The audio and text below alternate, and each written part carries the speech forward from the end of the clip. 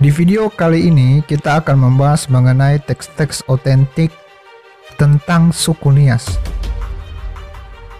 yang disajikan dalam bentuk tulisan serta uraian oleh Contrelier E.W.G. Schroeder dalam bukunya Nias Ethnographische, Geographische en Historische Entdekkingen en Studien, volume 1. Adapun Schroeder merupakan seorang pegawai Hindia Belanda yang bertugas di Pulau Nias pada awal abad ke-20 dan mendapat gelar Nias Sila Uma. Adapun pembahasan mengenai teks-teks otentik tentang suku Nias ini akan kita bagi dalam dua bagian besar dan kemudian disusul dengan beberapa video-video penjelasan mengenai uraian-uraian teks-teks otentik tentang Nias ini. Adapun uraian mengenai teks-teks otentik ini dimulai dari tahun 851 hingga 1340, yang dimana teks-teks otentik tentang Nias ini terdiri atas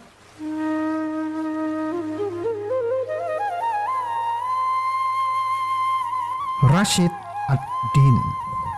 Rashid ad-Din dilahirkan di Hamadan pada tahun 1247. Dia ini keturunan Yahudi. Sebagai penulis sejarah dan sebagai dokter, dia memberitahukan sebagai berikut. Di seberang sana dari Darban Nias atau Sumatera, yang statusnya adalah Dipidensi de Jawa, yang disebut di sini dengan Jawa bukanlah Pulau Java, melainkan seperti kelihatan dari konteks suatu kota di pegunungan Sumatera. Dari situ diambil kapur Barus, yakni pedalaman dari Barus. Sumber ini memberitahukan tentang kebiasaan penduduk Pulau Sumatera yang menghitamkan kulitnya. Hal ini perlu diperhatikan juga pada berita-berita terdahulu yang membicarakan tentang penduduk-penduduk hitam. Apalagi warna kulit orang Batak sudah cukup sebagai bukti. Tidak jelas pula bagaimana harus diartikan istilah itu dipidensi, tetapi mutlak ada hubungan antara dua daerah itu.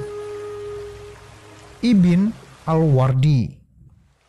Ibn al-Wardi lahir pada tahun 1290 di Syria. Sesudah menguraikan tentang penduduk-penduduk Sumatera, dia memberitahukan tentang Pulau Al-Binaman dan sesudahnya tentang Pulau Al-Banan. Keduanya disamakan dengan Nias. Al-Binaman. Pulau ini subur dan makmur. Di situ terdapat satu kota besar. Para penduduk pantas diperhatikan karena mereka energik dan berani. Kalau seorang di antara mereka hendak beristri, maka adat mereka mengharuskan dia merantau sebelum kawin. Dia harus pergi dan pulang lagi di kemudian hari sambil membawa sebuah kepala manusia yang dipenggal. Lantas diberi kepadanya seorang istri. Sumbangan atau mas kawin tidak dituntut daripadanya. Kalau dia membawa 2 kepala orang, maka dia akan beristri 2.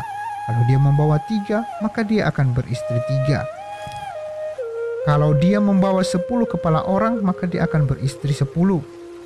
Dia akan diperhatikan dan dihormati oleh sanak saudaranya. Pulau ini menghasilkan kayu Brazil, bambu dan tebu berlimpah-limpah. Di situ ditemukan juga kali dan sungai yang airnya enak rasanya, bagi pula berbagai buah-buahan. Al-Banan. Di antara pulau-pulau dari Wak-Wak, terdapat juga Pulau Al-Banan yang penduduknya telanjang, berkulit putih dan elok badannya. Mereka mengundurkan diri di atas puncak-puncak pohon, memburu manusia dan memakannya.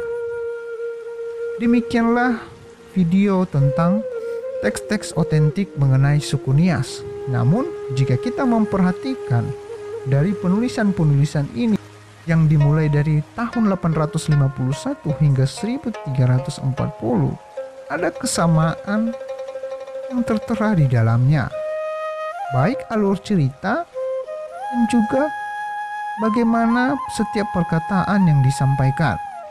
Dari hal ini bisa kita temukan bahwa penulisan ini bisa dalam bentuk penyalinan dari satu sumber dan kemudian disalin oleh berbagai sumber lainnya.